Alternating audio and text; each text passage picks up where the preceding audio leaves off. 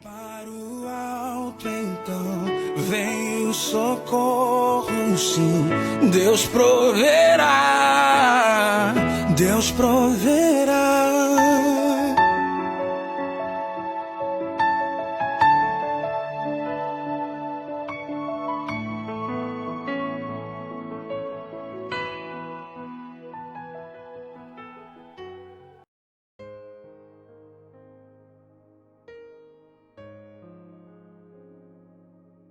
Boa noite, meus irmãos, graça e a paz do Senhor Jesus. Aqui é o Leandro Barros.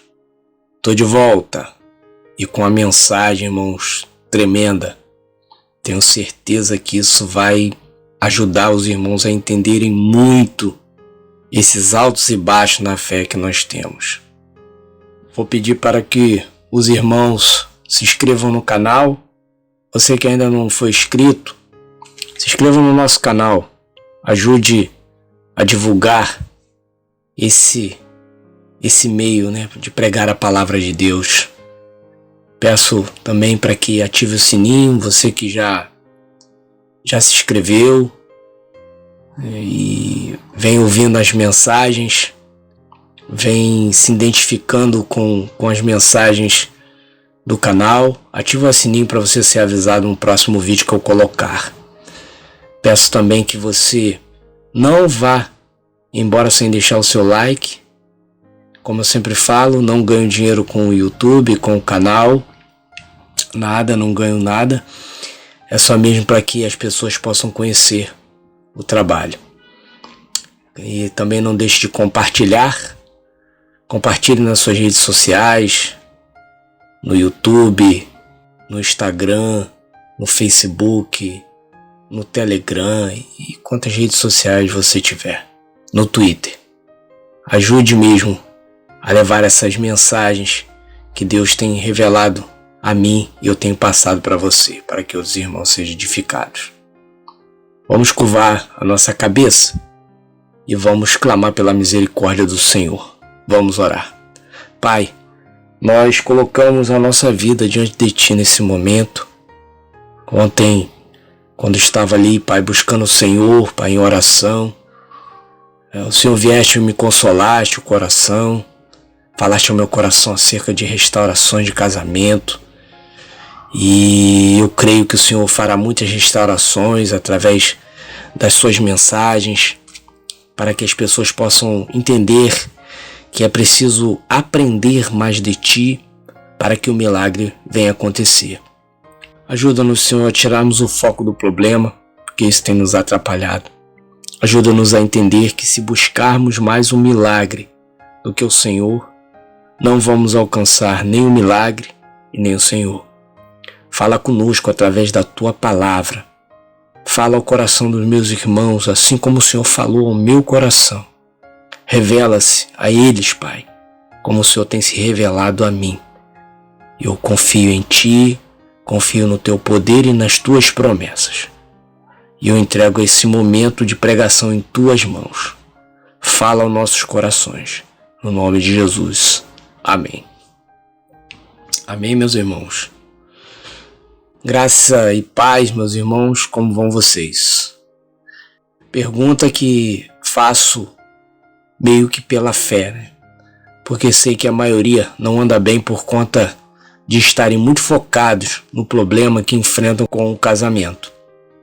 Mas a fiz também para aqueles que têm acompanhado as mensagens do canal, têm seguido os conselhos e já têm deixado a restauração do casamento em segundo plano e têm colocado o Senhor como alvo principal de suas buscas.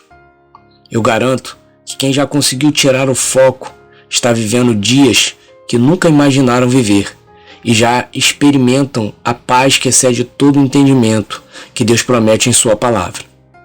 Deus é fiel e mesmo em meio a tanta luta é possível sim ter esta paz que Ele promete em Filipenses 4:7, que diz assim: e a paz de Deus, que ninguém consegue entender, guardará o coração e a mente de vocês, pois vocês estão unidos com Cristo Jesus. Irmãos, essa promessa não garante a ausência de lutas, guerras e batalhas. Não. não nos livra das aflições que Jesus disse que teríamos por sermos seus seguidores. Porém, nos garante, mesmo em meio a elas, termos confiança e com isso não nos abalarmos. Quem anda com o Senhor e confia nele sempre será guardado, protegido e suprido pelo Senhor, enquanto estiver passando por períodos difíceis. E é justamente sobre isso que venho falar hoje. O tema da mensagem de hoje é passando pela seca até chover novamente. Então, meus irmãos, eu venho transmitir mais uma revelação que Deus me deu ao conversar com um pastor, amigo meu, um amigo que Deus colocou em minha vida, ao me abençoar, em poder aconselhá-lo, acerca de seu casamento, que foi destruído também. Na verdade, Deus já vinha me mostrando algo antes dessa conversa que eu tive com esse pastor, mas foi em meio a esta conversa que o Espírito Santo testificou em meu coração que esta seria a próxima mensagem que eu deveria trazer aos irmãos. Então, eis-me aqui. Na mensagem de hoje, veremos através da vida de Elias, um dos maiores profetas relatados na Bíblia, como a vida de quem serve ao Senhor é cheia de altos e baixos, porém no fim tudo acaba exatamente como Deus quer. Hoje, você verá que esses momentos de fé e incredulidade que passamos não são porque não estamos firmes, mas porque somos homens falhos e muitas vezes incrédulos sobre o que Deus pode e vai fazer através de nossas vidas. Sem mais delongas na introdução, pois a mensagem passada quase chegou a 1h30, vamos direto para a Bíblia. Abram em 1 Reis 17 como o texto principal. E também estaremos lendo outros textos complementares. Peço para que os irmãos acompanhem, porque eu não vou fazer a leitura inteira. Estarei lendo versículos intercalados. Diz assim a palavra do Senhor em 1 Reis 17, versículo de 1 a 22, que diz: Um profeta chamado Elias de Tisbe, na região de Gileade, disse ao rei Acabe: Em nome do Senhor, o Deus vivo de Israel, de quem sou servo, digo ao Senhor que não vai cair o orvalho nem chuva durante os próximos anos, até que eu diga para cair o orvalho e a chuva de novo. Então o Senhor Deus disse a Elias: Saia daqui, vá para o leste e esconda-se perto do riacho de Querite, a leste do rio Jordão. Você terá água do riacho para beber, e eu mandei que os corvos levem comida para você ali. Elias obedeceu à ordem do Senhor e foi e ficou morando perto do riacho de Querite. Ele bebia água do riacho e os corvos vinham trazer pão e carne todas as manhãs e todas as tardes. Mas algum tempo depois, o riacho secou por falta de chuva. Então o Senhor Deus disse a Elias: Aproveite-se e vá até a cidade de Sarepta, perto de Sidom, e fique lá. Eu mandei que uma viúva que mora ali dê comida para você. Então Elias foi para Sarepta. Quando estava chegando ao portão da cidade, ele encontrou a viúva, que estava catando lenha. Elias disse a ela: Por favor, me dê um pouco de água para beber. E disse Elias: Vá preparar a sua comida, mas primeiro faça um pãozinho com farinha que você tem e traga para mim. Depois prepare o resto para você e para o seu filho. Versículo 17 agora. Em algum tempo depois, o filho da viúva ficou doente. Ele foi ficando cada vez pior e acabou morrendo. Versículo 19. Dê-me o seu filho, disse Elias. 20. Então orou em voz alta assim: Ó Senhor meu Deus, por que fizeste essa coisa tão terrível para esta viúva? Ela me hospedou, e agora tu mataste o filho dela. Ó Senhor meu Deus, faze com que esta criança viva de novo. E o Senhor Deus respondeu à oração de Elias. O menino começou a respirar outra vez e tornou a viver. Agora nós vamos para 1 Reis, capítulo 18, versículo de 36 a 40, que diz assim: Quando chegou a hora do sacrifício da tarde, o profeta Elias chegou perto do altar e orou assim: Ó Senhor, Deus de Abraão, de Isaque e de Jacó, prova agora que és o Deus de Israel e que eu sou o teu servo e que fiz tudo isso de acordo com a tua ordem. Responde-me, ó Senhor, responde-me, para que este povo saiba que tu, ó Senhor, é Deus e está trazendo este povo de volta para ti. Então o Senhor mandou fogo, e o fogo queimou o sacrifício, a lenha, as pedras, a terra, e ainda secou a água que estava na valeta. Quando viram isso, os israelitas ajoelharam, encostaram o rosto no chão e gritaram: O Senhor é Deus, só o Senhor é Deus. Elias ordenou: prenda os profetas de Baal, não deixe escapar nenhum. Todos foram presos e Elias fez com que descessem até o riacho de Quizon e ali os matou. Agora vamos para outro texto, 1 Reis 19, versículo de 1 a 4, que diz assim: O rei Acabe contou à sua esposa Jezabel tudo o que Elias havia feito e como havia matado à espada todos os profetas do Deus Baal. Aí ela mandou um mensageiro a Elias com o seguinte recado: Que os deuses me matem, se até amanhã a esta hora eu não fizer com você o mesmo que você fez com os profetas. Elias ficou com medo e, para salvar a vida, fugiu com seu ajudante para a cidade de Berseba, que ficou na região de Judá. Deixou ali o seu ajudante e foi para o deserto andando um dia inteiro. Aí parou, sentou-se na sombra de uma árvore e teve vontade de morrer. Então orou assim: Já chega, ó Senhor Deus, acaba agora com a minha vida. Eu sou um fracasso, como foram os meus antepassados. Amém, meus irmãos?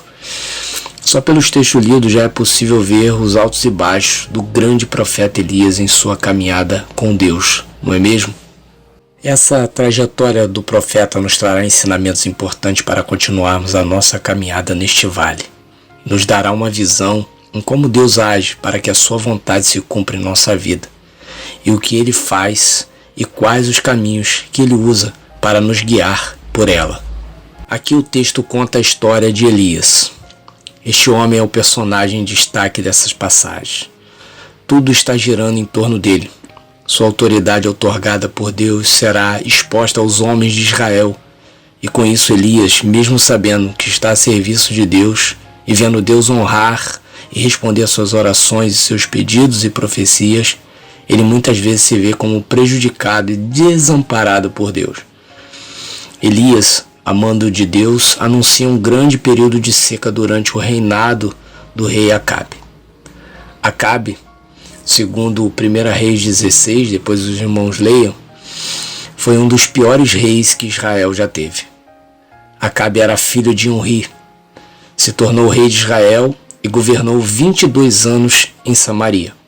Ele pecou contra o Senhor Deus mais do que qualquer um dos que havia sido reis antes dele. Não se contentando em pecar como o rei Jeroboão, os irmãos leiam sobre o rei Jeroboão também, foi um péssimo rei. Acabe fez pior ainda e casou-se com Jezabel, filha de Etibal, rei de Sidom, e adorou o deus Baal. Amém? Vamos ler o versículo de 1 a 3 de 1 Reis 17, que diz assim: Um profeta chamado Elias de Tisbe, na região de Gileade, disse ao rei Acabe: Em nome do Senhor, o Deus vivo de Israel, de quem eu sou servo, digo ao Senhor que não vai cair orvalho nem chuva durante os próximos anos, até que eu diga para cair o orvalho e a chuva de novo. Então, irmãos, Elias anuncia um período de seca sobre Israel, período este que foram de 3 anos. Porém, Acabe não foi informado da duração desta seca, e muito menos Elias sabia disto também. Aqui, nós já vemos que Deus não compartilha com o profeta o período que a dificuldade que ele mesmo estava anunciando ao rei iria durar 3 anos. Vemos também que o profeta não questiona Deus em momento nenhum, perguntando quanto tempo duraria esse período de seca e muito menos o que seria dele neste período. Como ele iria fazer para passar por esta seca. Não vemos o profeta reivindicando algo de Deus por estar sendo usado por ele. Elias simplesmente fez o que Deus mandou, sem se preocupar com o que havia de vir. É muito importante, meus irmãos, sabermos que, independente do período que estamos atravessando em nossa vida, devemos confiar no que Deus está e irá fazer.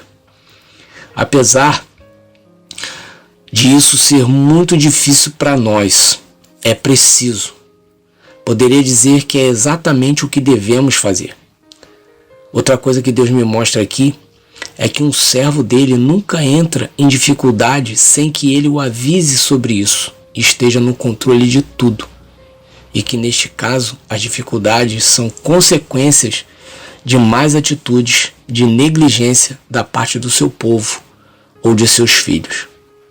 Sendo assim, muitos de nós podem estar passando pelo que passamos por conta de más atitudes cometidas em nosso casamento.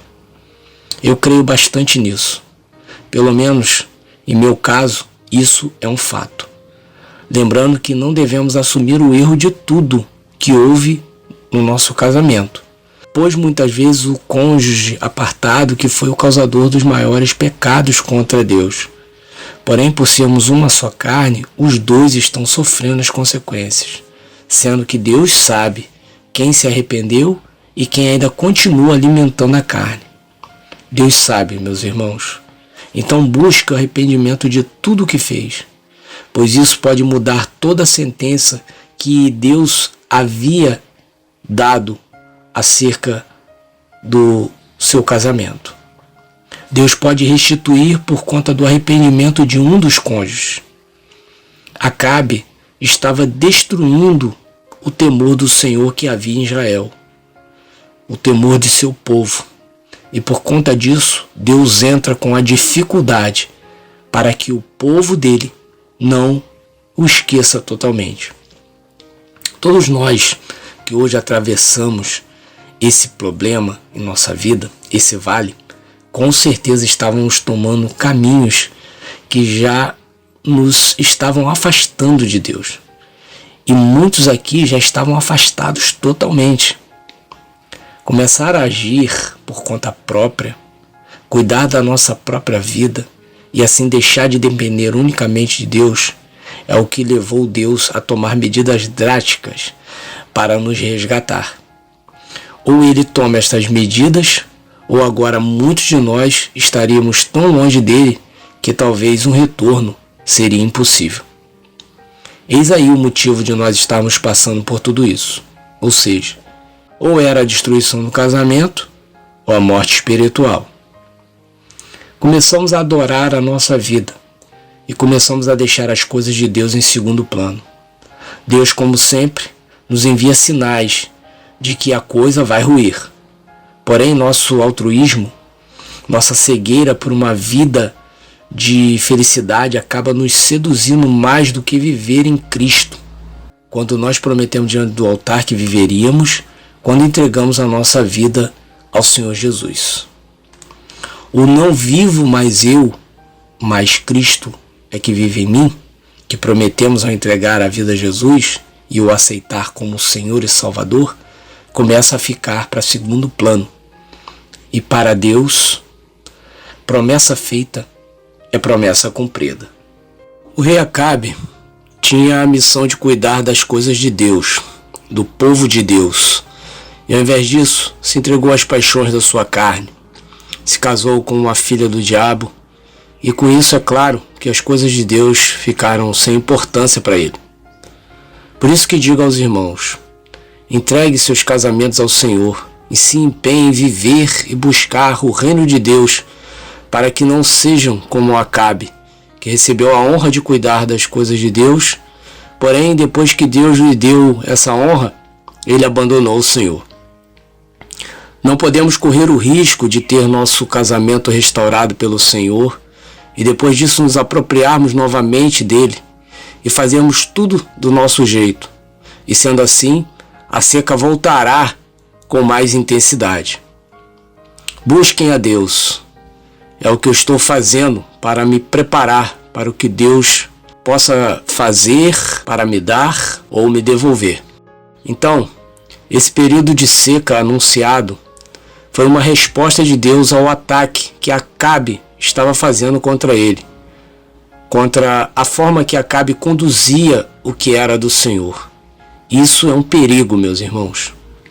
Toda vez que deixamos de priorizar o Senhor e passamos a priorizar mais o nosso querer e vontade, mais as nossas coisas, vamos ter respostas da parte do Senhor por essa rebeldia. E eu nem preciso falar que Deus, quando se defende dos ataques contra a sua autoridade, sua resposta a esses ataques são terríveis. São ou não são? A palavra de Deus diz em Hebreus 10, versículos de 30 e 31. Diz assim: pois sabemos quem foi que disse, eu me vingarei, eu acertarei conta com eles.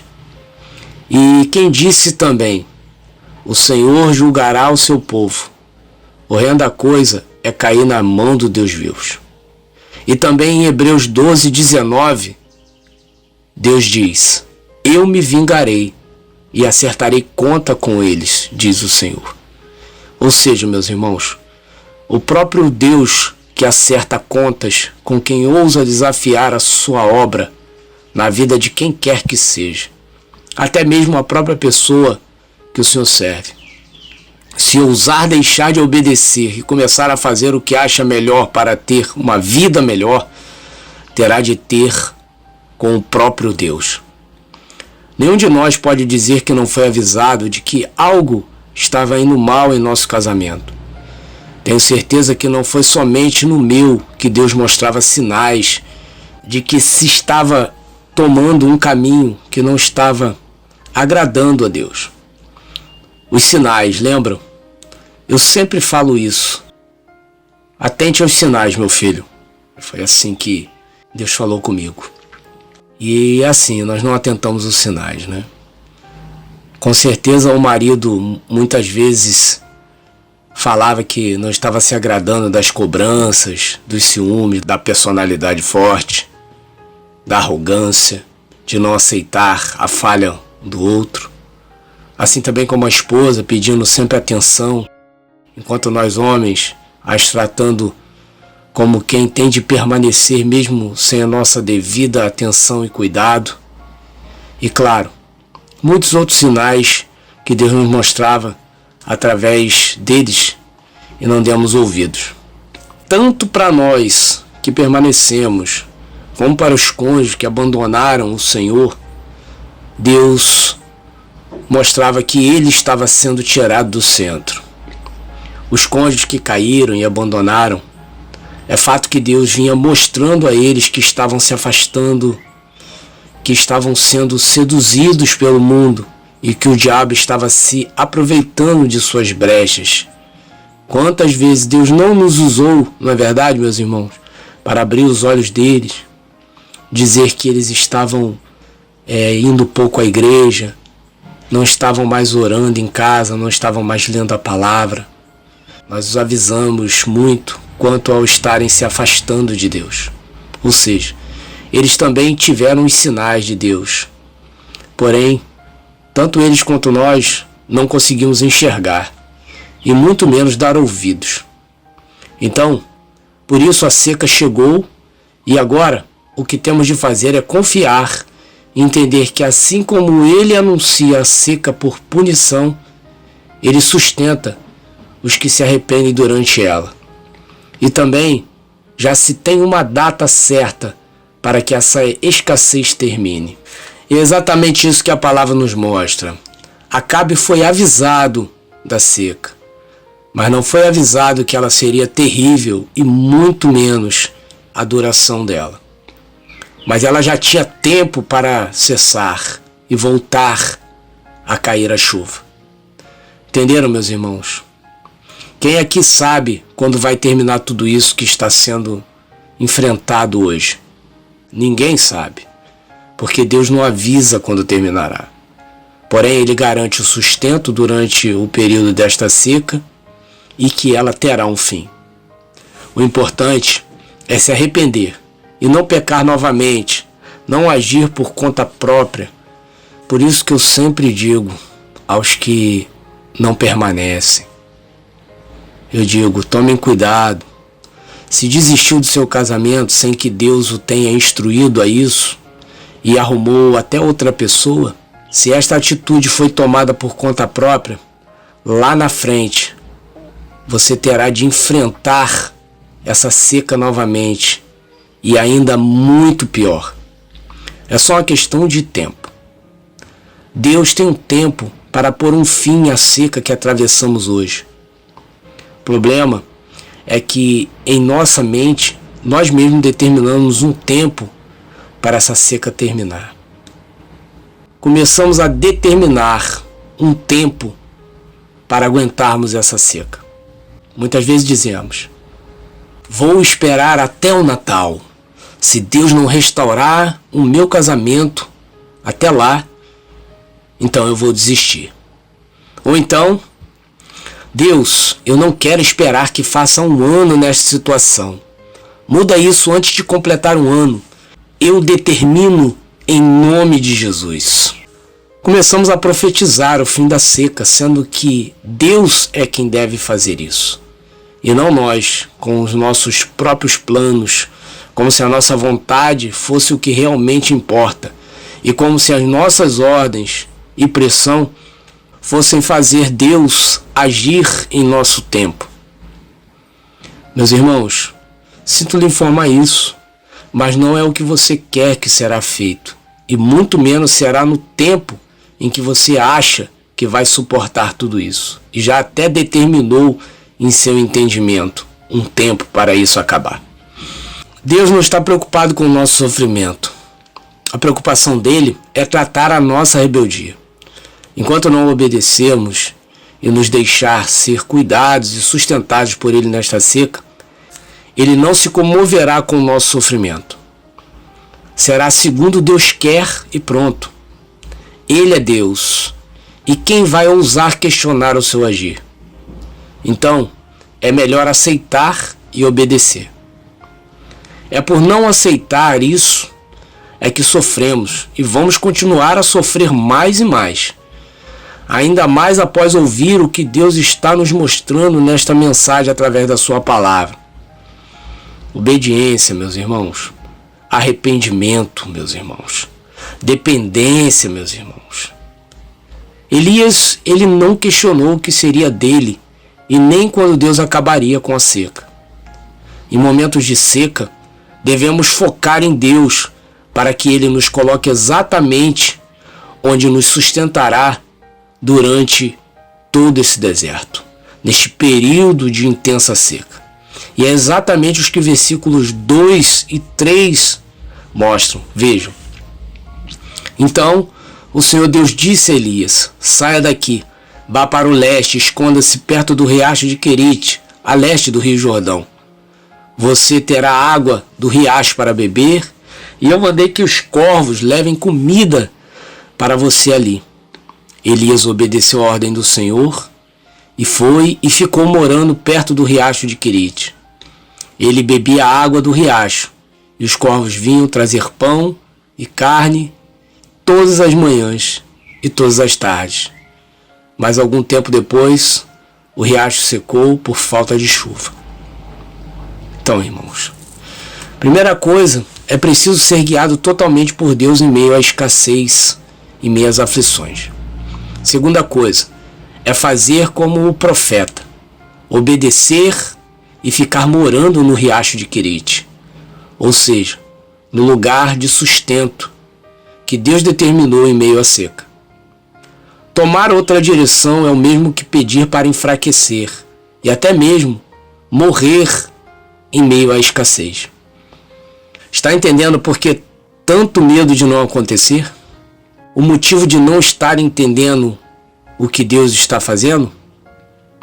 O maior problema é que buscamos mais a água para matar nossa sede e assim nos livrarmos da seca, do que em confiar em Deus para que Ele nos sustente durante ela.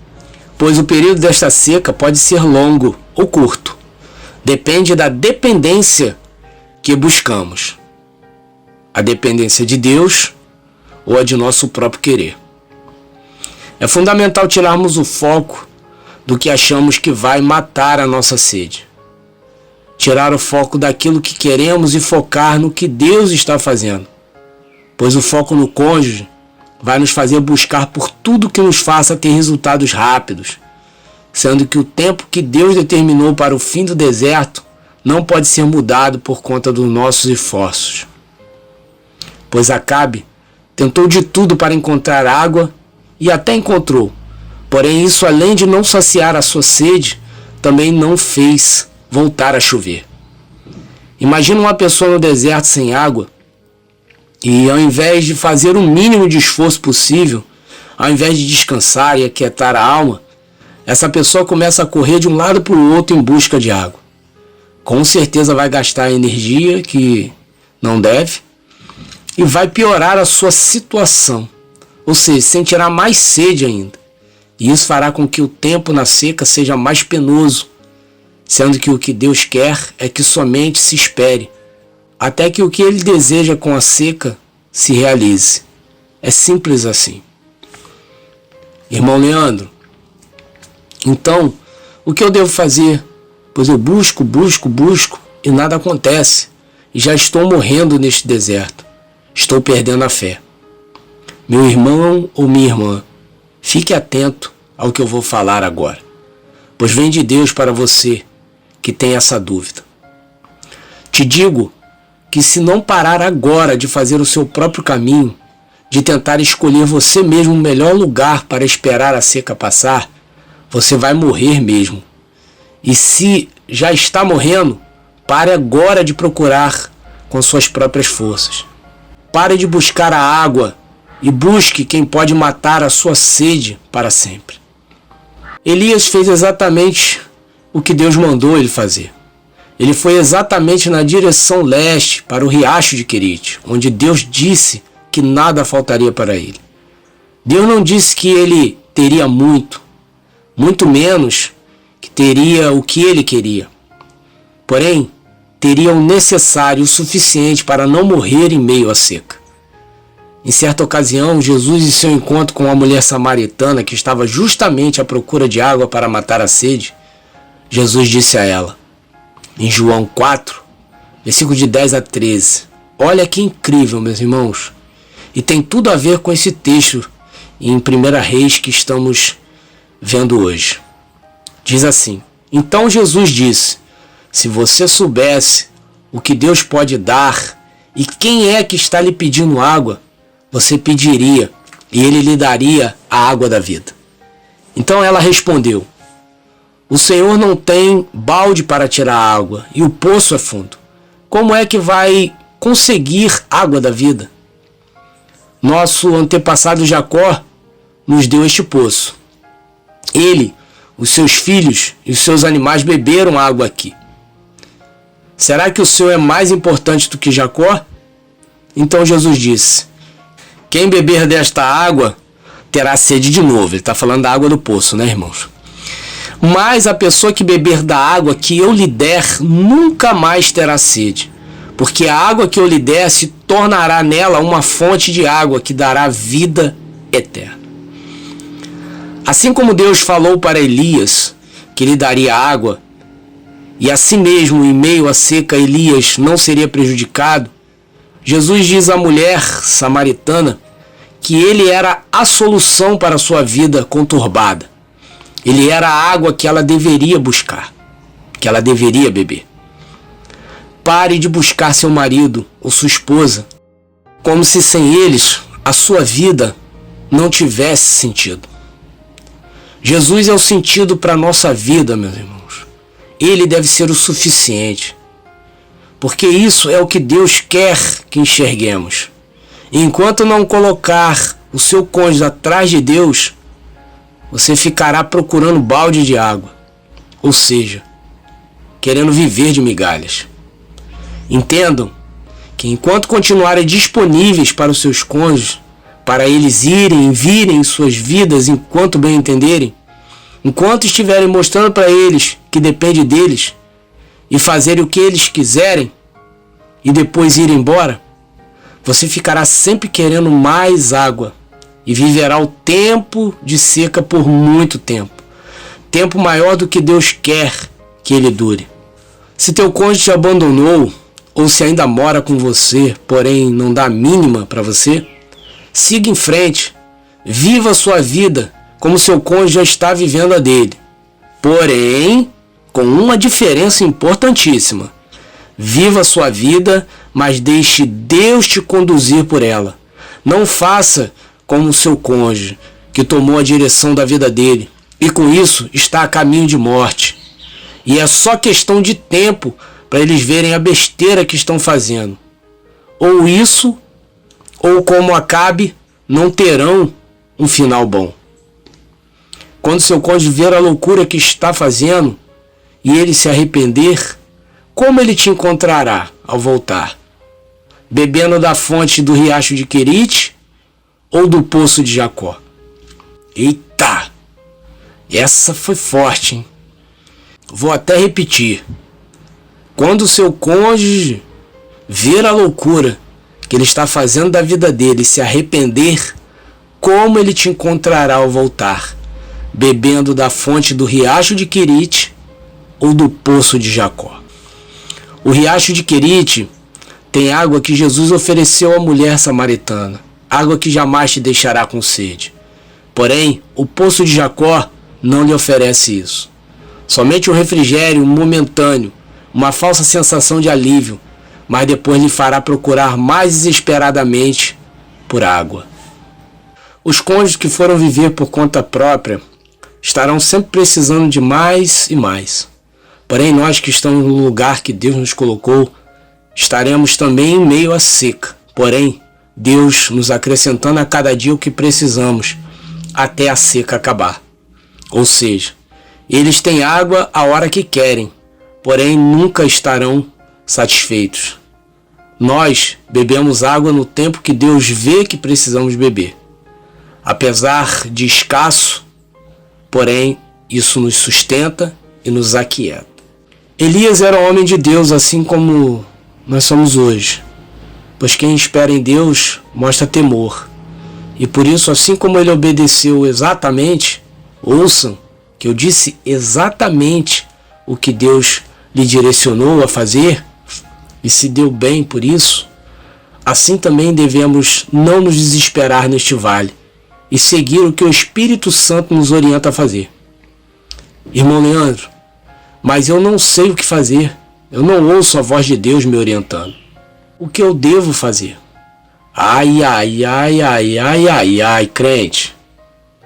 Vou lhe dizer então o que Deus quer, já que você insiste em dizer que não sabe, que não ouve o que Deus está falando com você. Eu tenho certeza que Deus já lhe disse o que fazer, porém você está se fazendo de surdo.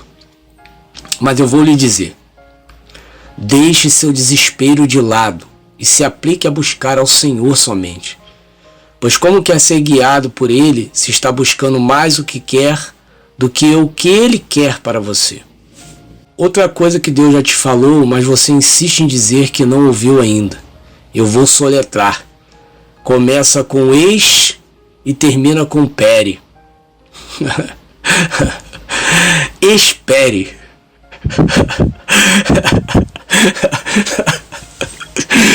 Ai, meu Deus do céu. Entrega seu casamento, meu irmão, totalmente nas mãos do Senhor. Mude o foco. Tem meu livro. Compra meu livro. Você que não comprou ainda, fica aí de pão durice. Custa somente R$25. É um investimento que vai te ajudar demais a tirar o foco, né? E se aplicar às coisas de Deus. Se aplique, meu irmão, a buscar a Deus somente. E você verá a tua vida tomando uma outra direção. A direção que Deus quer para ela. Toda promessa tem um tempo de espera. Toda bênção tem um tempo para chegar. Escutou o que eu disse? Eu disse chegar e não buscar. A bênção que Deus tem para você tem um tempo para chegar até você. Mas tem gente que já entrega demais também, né? Ou seja, não entrega, né? Se entrega. Entrega do seu próprio jeito, da forma errada, ou seja, larga tudo. Não ora mais, não lê mais a palavra, só se alimenta de pregações light, que não confrontam o seu erro, a sua acomodação, não lhe mostram a direção que Deus está dando e que dizem que você não merece sofrer e que Deus tem algo melhor preparado para você e tem só felicidade para sua vida. Foi justamente esse tipo de palavra que os cônjuges que abandonaram o casamento estavam ouvindo. Palavras que alimentam o ego, alimentam a sua razão, o seu querer, que muitas vezes está fora do querer de Deus. O riacho de Querite é a palavra de Deus. É o lugar de oração, o clamor por uma restauração pessoal. E não você simplesmente dizer: Deus está nas suas mãos e pronto, vou viver a minha vida agora. Esse pensamento vai te fazer sentir mais sede ainda, e a seca se prolongará mais em sua vida. Tira o foco do cônjuge, e por só estar buscando a Deus só por causa disso, o foco de Deus é tirado. E você começa a viver o famoso crente: Deus conhece meu coração. Já ouviram, entre aspas, crentes dizerem isso? Deus conhece o meu coração. Quando eu ouço isso, meus irmãos, e vejo a pessoa vivendo de qualquer jeito, sem submissão, eu chego a virar a cara para não ver o buraco que esse crente, entre aspas, irá cair. Pois então, quem pensa e diz isso está indo todo dia no poço de Jacó beber água, ou seja, está buscando Deus do seu próprio jeito, fazendo exatamente o que o trouxe até esta seca, priorizando a si mesmo e colocando Deus de lado de novo. Não se estribem em seus próprios entendimentos. Busquem comunhão com Deus através da sua palavra. Comer o rolo é o que fará Deus novamente fazer chover na sua horta, meus irmãos. O versículo 7 diz assim: mas algum tempo depois o riacho secou por falta de chuva.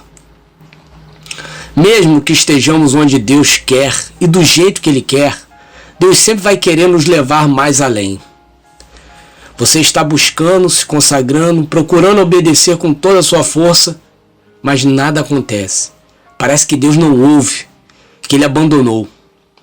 Justamente porque, por mais que esteja onde Deus te trouxe, Ele faz secar a fonte para que você não se acomode e não queira ficar quando Ele te mandar seguir. Por isso que eu sempre digo, para que possam seguir suas vidas, pois ficar preso a um casamento que não existe mais é perder tempo precioso que Deus tem para lhe fazer viver em novidade de vida. Repito, entregue o casamento nas mãos do Senhor e siga a obra de Deus. Deus vai fazer o que tiver de ser feito. Amém? Deus secou a fonte no matrimônio, pois muitos de nós estávamos satisfeitos com o que tínhamos, e Deus queria mais.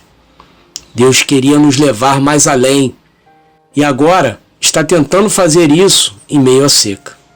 Deixa aí, larga o osso, para de viver de migalha, porque Deus tem algo novo para a vida daquele que confiar em seu agir.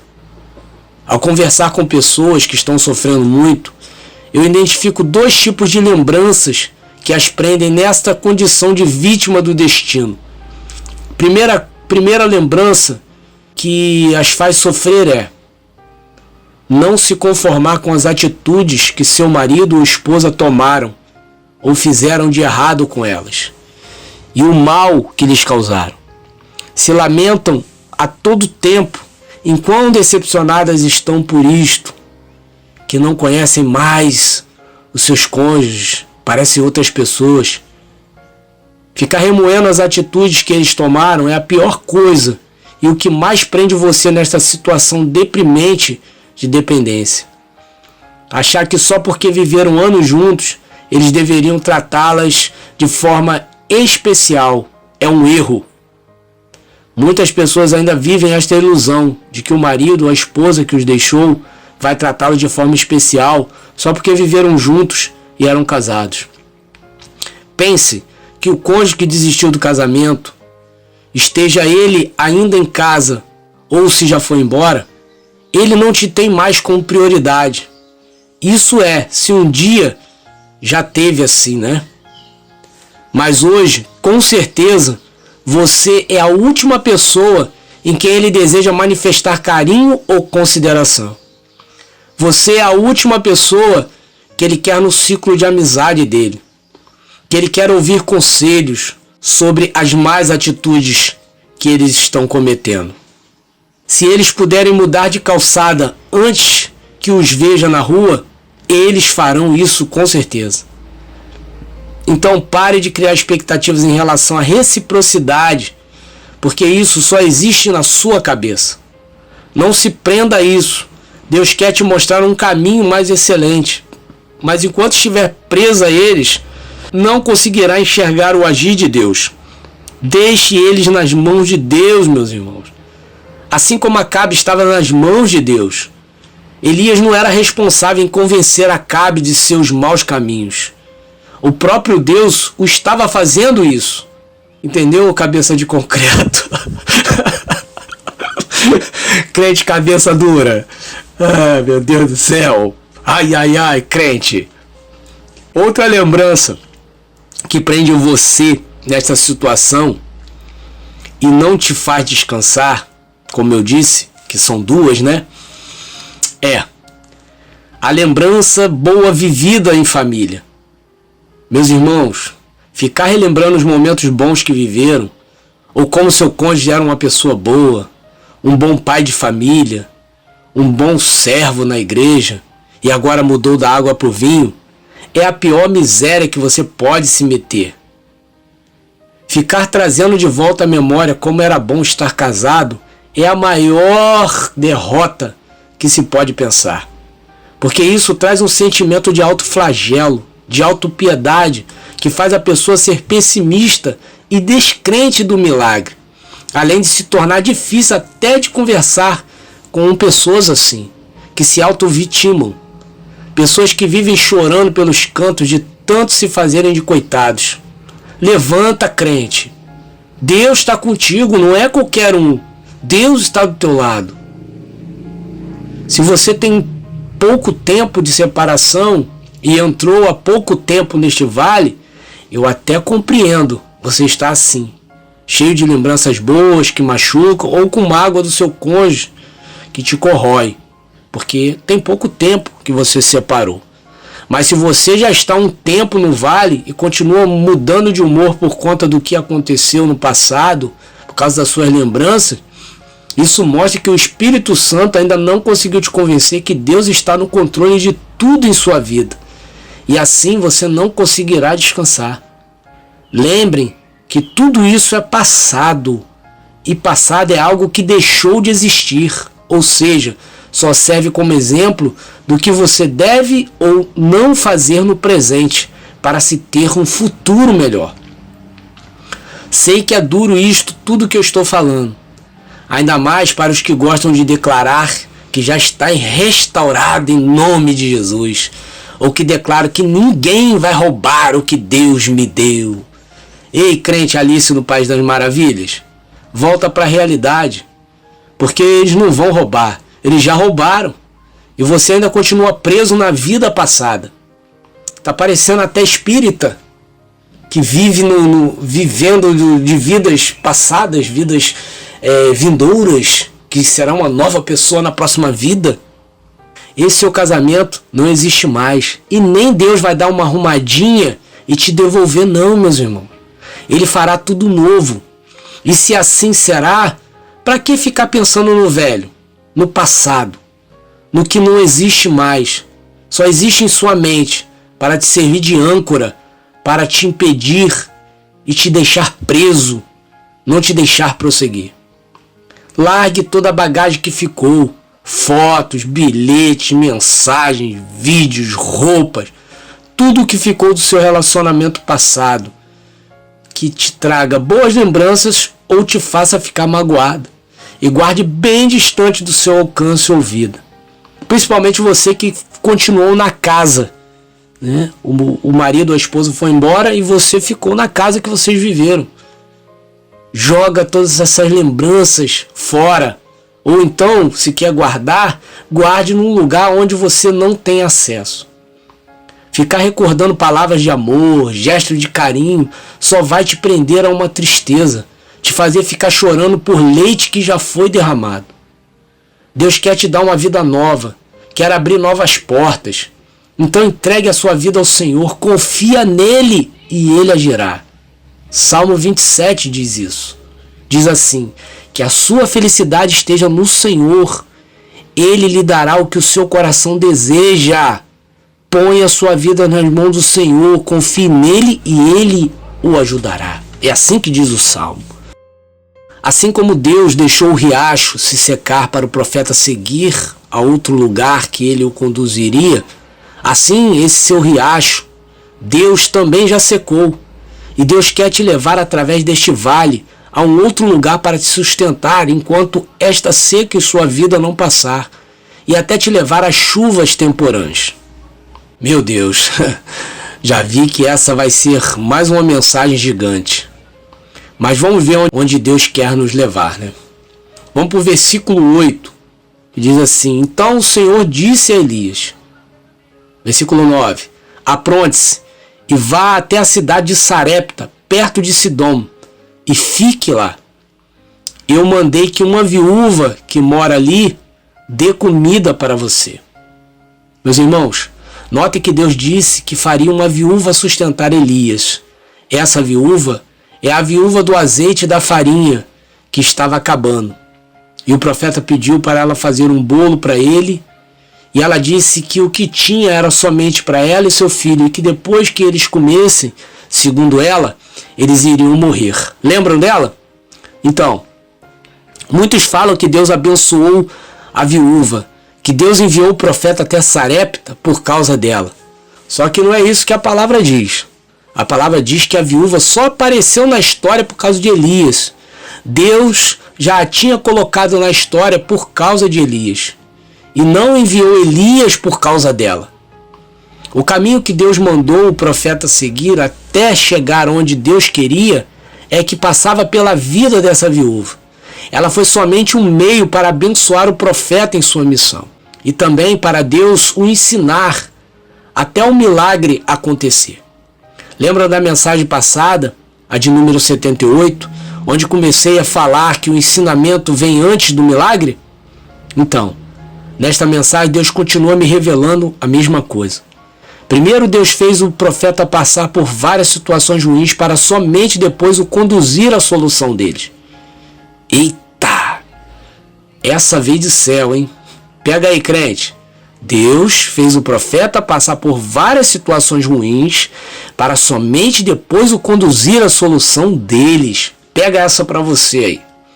Por isso que eu digo, coloca Deus no centro em meio a esta seca que você vai precisar. Pois passará por muitas situações e muitas delas já estão acontecendo. E se não prestar atenção no ensino que elas trazem, seu milagre vai sendo adiado. Lembram do povo de Israel no deserto? 40 anos Deus tentou fazer eles aprenderem alguma coisa, para eles darem atenção nos ensinamentos do deserto. Porém, não tiravam o olho do milagre da terra prometida. E com isso, não aprendiam nada e continuavam temperamentais, dando ordens para Deus, rebeldes, rancorosos, com ódio, mágoa, raiva de Moisés por os terem tirado do Egito para morrerem no deserto. O que aconteceu com eles? Não prestaram atenção no ensino, não alcançaram o milagre. Porque o milagre vem depois do ensino.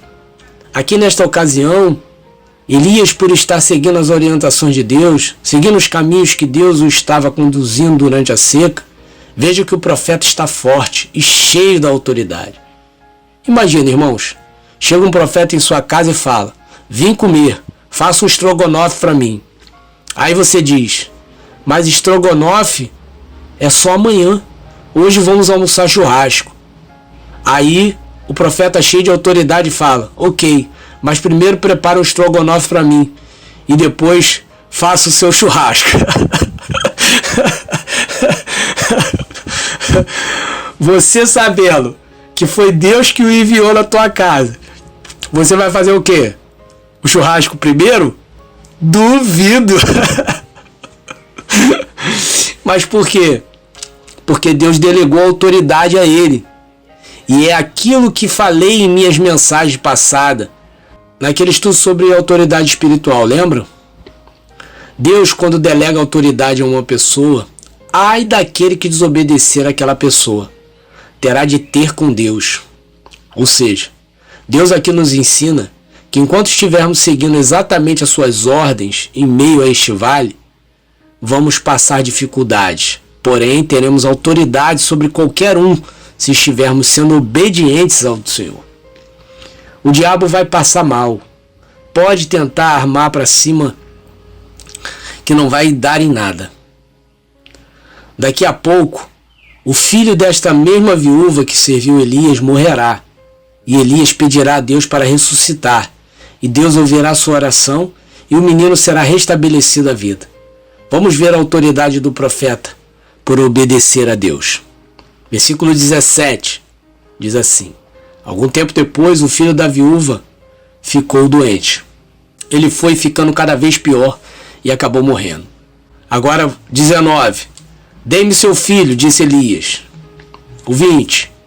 Então orou em voz alta assim: ó Senhor meu Deus, por que fizeste essa coisa tão terrível para esta viúva?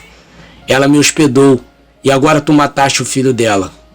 21. Ó Senhor meu Deus, faze com que esta criança viva de novo. E o 22. E o Senhor Deus respondeu a oração de Elias. O menino começou a respirar outra vez e tornou a viver. A sua oração não está sendo atendida? Deus não está respondendo? Pode ser que você ainda deva estar no riacho que Deus já secou. Ou pode ser que ao invés de ir para a casa da viúva, onde seria o próximo passo de Deus para te levar à vitória, você resolveu fazer do seu jeito e ir onde bem quer e como quer. Porque garanto que se fizer exatamente o que Deus lhe mandar, suas orações serão respondidas. Deus nos mostra aqui que tudo parte do princípio da obediência a Ele. Se o obedece, Ele ressuscita. Se não obedece, vai continuar morto. Tei! Tomou terra, manto! Entenderam o mistério, meus irmãos? Elias aqui, por estar onde Deus mandou e com foco em Deus, isso mantém a sua autoridade sobre a seca. Ele continua firme, ele profetiza e acontece. Vamos ver outra situação onde o profeta ora e Deus responde por ele continuar obedecendo, continuar se deixando ser guiado por Deus. Vamos para o episódio dos profetas de Baal. Coitadinho desses profetas, né? Diz assim a palavra em 1 Reis 18, 36, 40. Quando chegou a hora do sacrifício da tarde, o profeta Elias chegou perto do altar e orou assim: ó Senhor, Deus de Abraão, de Isaque, de Jacó, prova agora que és Deus de Israel e que eu sou teu servo e que fiz tudo isso de acordo com a tua ordem. Responde-me, ó Senhor, responde-me, para que este povo saiba que tu, o Senhor, és Deus e estás trazendo este povo de volta para ti. Então o Senhor mandou fogo, e o fogo queimou o sacrifício, a lenha, as pedras, a terra, e ainda secou a água que estava na valeta. Viram o que o profeta disse? Eu vou ler de novo. Ele disse assim: prova agora que és Deus de Israel e que eu sou teu servo e que fiz tudo isto de acordo com a tua ordem. Ouviram o que eu disse? Que se você faz tudo de acordo com o que Deus quer, o bicho pega para quem está indo contra a vontade de Deus quando você orar. Eu mato a cobra e mostro o pau, meus irmãos. Aqui é na palavra. Aqui não tem campanha de promessa, não. Aqui é a escritura de Jeová puro. Como você quer que Deus te responda se você só o busca por causa do seu casamento? Só está interessado em beber água logo e não em aprender o porquê está passando sede? Vai continuar buscando só o que quer ou vai largar tudo agora? Mas eu disse agora nas mãos de Deus e passar a fazer exatamente de acordo com a ordem dele. Quantos meses mais vai ficar sem entender a palavra de Deus, sem forças para orar, sendo o capacho do seu cônjuge que dita as regras de como devem ser as coisas? Quem manda mais? Os profetas de Baal, ou seja, os desobedientes a Deus, ou o profeta Elias, que é obediente? Até quando você vai ficar buscando fogo estranho, crente? Porque profetizar que o casamento já está restaurado colocando o cônjuge na frente de Deus é orar por fogo estranho. É ficar orando, clamando igual aos 450 profetas de Baal e Deus bocejar para sua oração. Ficar chamando nas campanhas que priorizam o seu milagre mais que o ensino e a vontade de Deus nessa seca, isso é fogo estranho. E tem um monte de crente embarcando nesta canoa furada. Vai, faz mais jejum e se corta todo, igual os profetas de Baal. Ore de noite até o amanhecer para o seu milagre antes de buscar o ensinamento de Deus, que você não vai ver nem fumaça vindo do céu em seu favor, quanto mais fogo de Deus. Você vai acabar morrendo, que nem os profetas de Baal morreram. Vai, bobo, continua, mas continua com força. Só não diz que eu não avisei. São centenas de mensagens aqui do canal alertando sobre buscar a bênção antes da transformação. Furada total esse esquema de campanhas para buscar casamento. Fogo estranho no altar total. Obedecer como o profeta Elias obedecia, ninguém quer, né? Porque obedecer, muitas vezes, faz o milagre demorar a acontecer. Porque tem um tempo para ele acontecer. Fazer campanha não, te deixa no controle. Que mané, Deus me guiar que nada. Eu vou profetizar igual os profetas de Baal, que o milagre vai acontecer rápido. Eu vou buscar o meu milagre. Notem que Elias aqui está com autoridade total, está com tudo. Você teria coragem de enfrentar a maioria que fala ao contrário do que você está falando? Eu faço isso desde que Deus criou esse canal. Vivo lutando contra esses pensamentos, esses ensinamentos do homem ser colocado no centro desde o início. E digo que não é fácil, porque tem sempre um crente barro tijolo para me chamar de sertão, de perfeito, crente sabichão. Porém, eu só faço isso pela autoridade que Deus me deu em sua palavra. Porque eu só prego dentro da palavra. Não fujo nem para a esquerda e nem para a direita. Então, os crentes papagaio, que só repetem o que ouve, caem para dentro de mim me criticando. Imagina Elias, então, encarar 450. Meus irmãos, são 450 contra 1. Pararam para pensar nisso? Como foi desigual essa batalha aos olhos dos homens? Se existisse um bolão naquela época, quem vocês acham que não receberia aposta quase nenhuma, se não nenhuma? Elias, claro. Acho que até eu, se estivesse lá vivendo debaixo do reinado de Acabe, não seria doido de apostar em Elias. Porque isso aos olhos dos israelitas seria quase impossível acontecer. Eram 450 contra 1. Porém, olha a autoridade de quem obedece, de quem prioriza mais o ensino do que o milagre.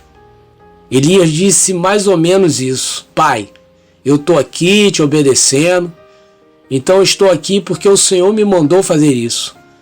Queima ele, Jesus. Puf!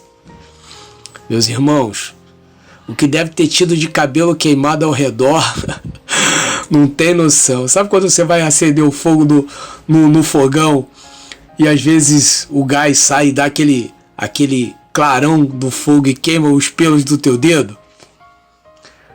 Se até a água que estava ao redor, a terra que estava ao redor ali do altar que Elias fez, secou, imagina o cabelo do pessoal que estava em volta. Beleza. Agora vamos ver o contrário. Agora o bicho vai pegar. Agora Elias vai descer ao nosso nível de confiança em Deus. E verão o que acontecerá com ele.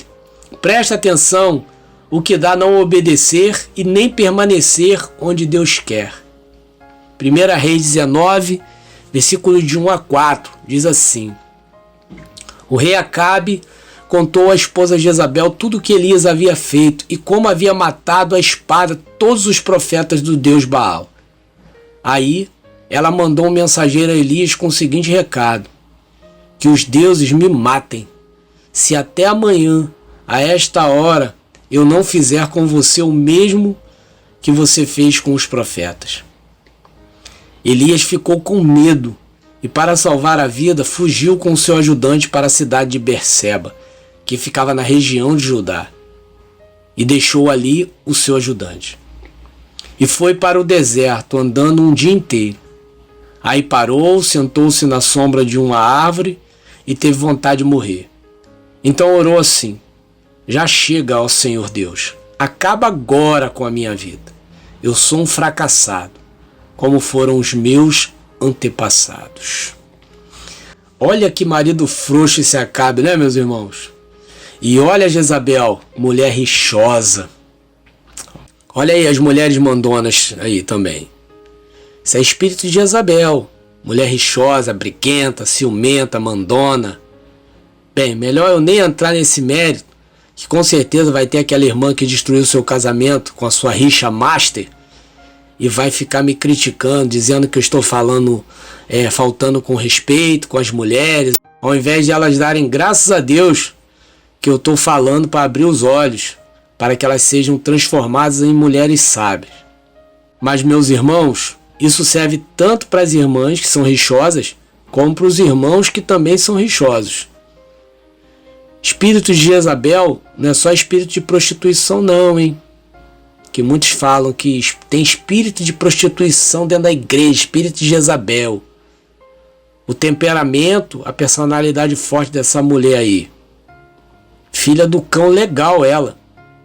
Ser rixosa ou rixoso, isso também é espírito de Jezabel.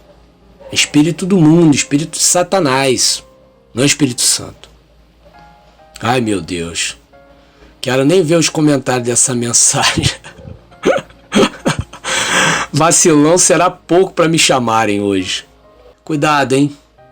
Eu posso mandar cair fogo do céu e puff, um monte de chapinha queimada aí. Gente, por favor, eu tô brincando, hein, gente? Não estou debochando não estou debochando de ninguém. É só brincadeira para descontrair. Mas vamos lá. Onde está o Elias obediente e que fez Deus mandar fogo do céu, gente? Cadê esse Elias, gente? Fugiu e ainda levou seu ajudante para a furada, coitado. Ainda bem que ele deixou o coitado do ajudante no meio do caminho, né? E foi desobedecer Deus sozinho. Gente, ouçam só o que um homem que obedecia a Deus à risca, de repente resolve desobedecer, acabou de falar. Elias disse: Eu sou um fracassado, como foram os meus antepassados. E falou mais, ouve aí: Já chega, ó Senhor Deus, acaba agora com a minha vida. Ficou bravo com Deus, gente. Elias endoidou de vez ou não endoidou? Ele acabou de pedir para Deus descer fogo do céu e Deus prontamente fez o que ele pediu. Como ele pede para Deus o matar agora? Tem noção do perigo desse pedido que ele fez não, gente? Sorte dele que ele pediu isso em desobediência. Elias foi andando um dia inteiro numa direção que não foi Deus que o mandou andar.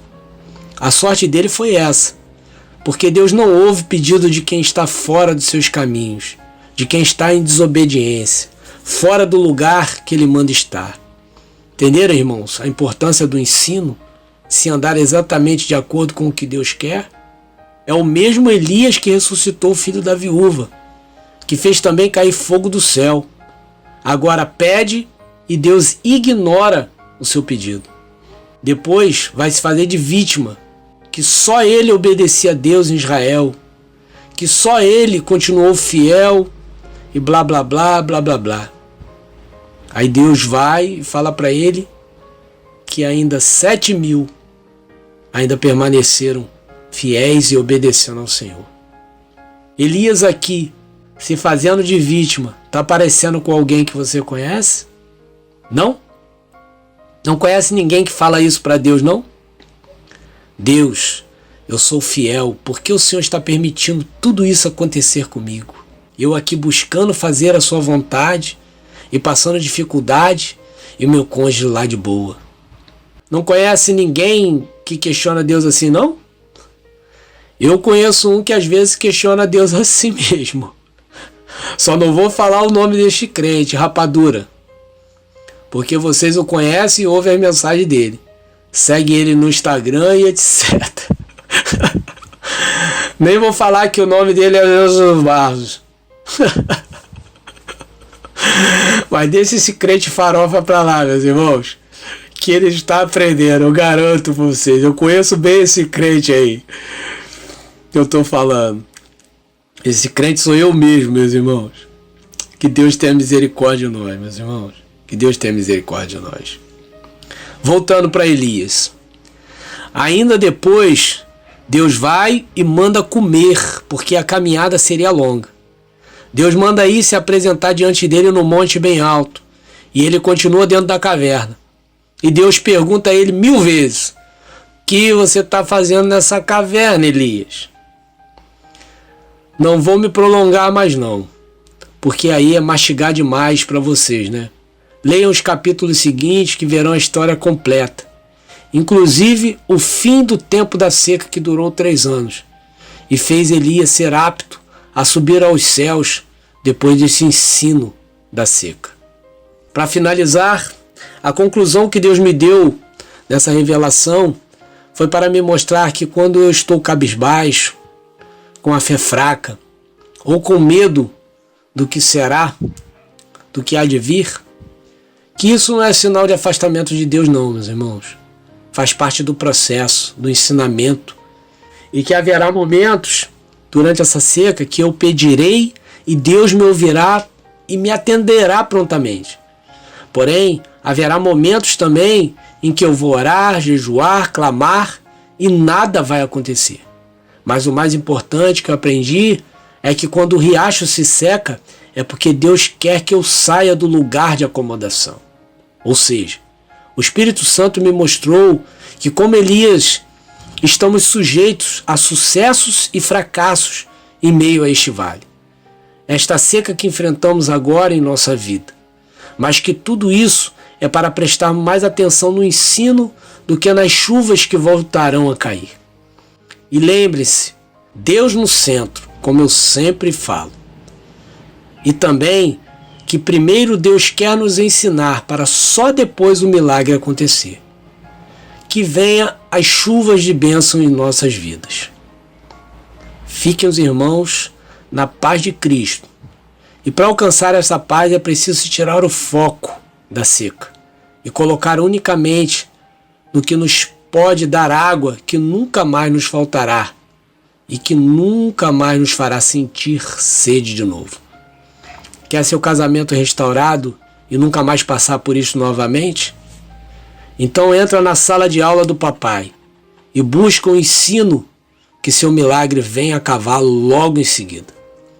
Lembre-se da promessa que Deus lhe fez, que foi buscar primeiro o meu reino e a minha justiça, que o resto eu acrescento na sua vida. Buscar o reino de Deus e a justiça é o ensino e o acréscimo é o milagre. Não seja crente velocidade máxima, querendo inverter esta ordem, que você vai acabar na caverna com campanhas e tudo. Depois de mais este ensinamento dentro da palavra, eu vejo uma pequena nuvem do tamanho da mão de um homem. E este é o sinal que as chuvas de Deus já estão para descer. Então enche os seus pulmões e grita bem alto para o inferno estremecer. Estou lutando por você. Amém, meus irmãos? Quer aprender a tirar o foco? Compre o meu livro, pois ele será uma ferramenta poderosa que poderá te ajudar muito a te fazer tirar o foco do seu cônjuge. Siga o canal também no Instagram, porque eu vou voltar com as orações pela família ao vivo essa semana, se Deus me abençoar. Eu os amo em Cristo Jesus, meus irmãos. E até a próxima mensagem. Deus abençoe os irmãos.